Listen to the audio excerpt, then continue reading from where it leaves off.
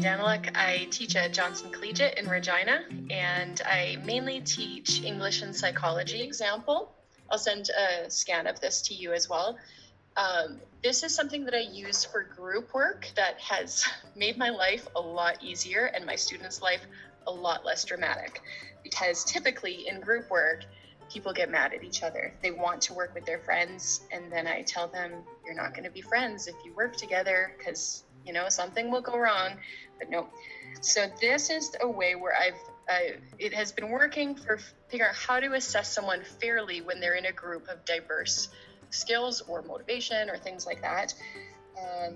When they've finished a group project, I mark them on this rubric. Actually, this rubric was originally co-created with students as well as part of our learning what makes a good management. It was for a leadership class.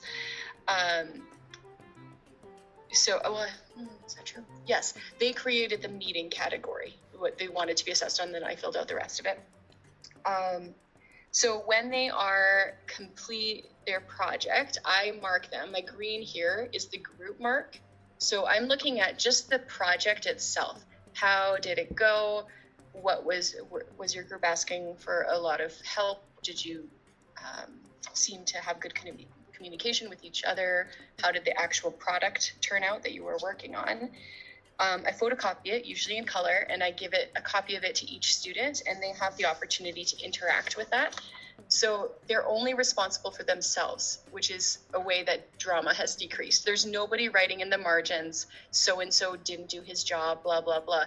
I actually tend to mark this because I'm marking it as a group, it tends to be a little lower than what some of them actually should be getting.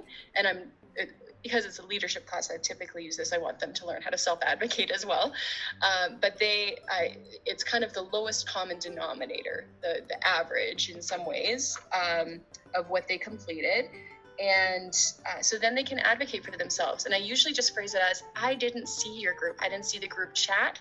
I didn't see when you guys were working in the hallway. So you probably know something I don't know.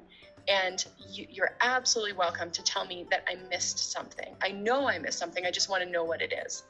So then they can highlight this sample here. The student has highlighted in pink just two categories they felt they were different from their group. So I have yet to have someone who marks themselves lower, but I feel like that's fine.